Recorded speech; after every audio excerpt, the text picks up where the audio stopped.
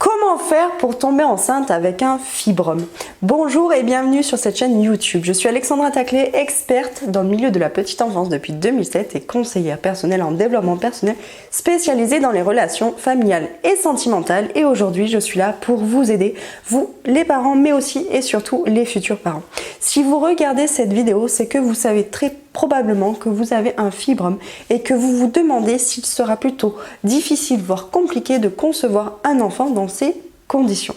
La bonne nouvelle, mesdames, c'est que cela n'empêchera en rien la fécondation, la rencontre entre gamètes mâles et femelles, mais vous vous demandez peut-être si au niveau de la nidation, de l'implantation de l'œuf et au niveau de la grossesse, le fait d'avoir un fibrome puisse avoir alors des répercussions sur votre état. Je vais vous parler de 3 types de fibromes. Mais avant toute chose, je vais vous demander de mettre un petit pouce bleu à cette vidéo et à vous abonner à cette chaîne si ça n'est pas encore fait, en pensant bien évidemment à cliquer sur la petite cloche rouge.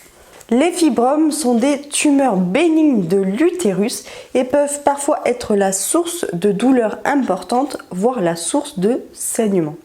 Cela concerne environ une femme sur 3 et leur taille, leur nombre varie bien souvent et c'est surtout leur localisation sur laquelle il faut être vigilant concernant une éventuelle grossesse.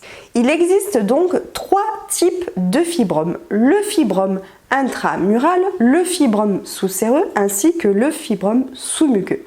C'est ce dernier et seulement ce dernier qui peut poser souci au niveau de la fertilité dans le sens où tout dépend où il est situé, il pourra ne pas favoriser l'implantation de l'œuf au niveau de la muqueuse utérine. Pour ce dernier type de fibrome, ne vous inquiétez donc pas car il existe des interventions adaptées à votre situation. Il faudra seulement attendre 3 mois de cicatrisation avant d'envisager une éventuelle grossesse.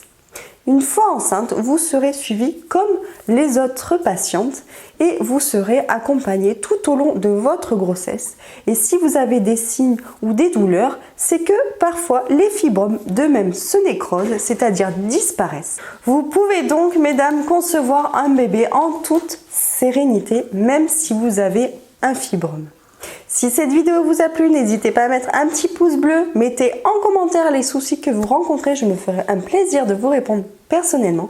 Et si vous avez des soucis d'infertilité autres, n'hésitez pas à cliquer sur le lien juste en dessous, je me ferai un plaisir de vous accompagner personnellement.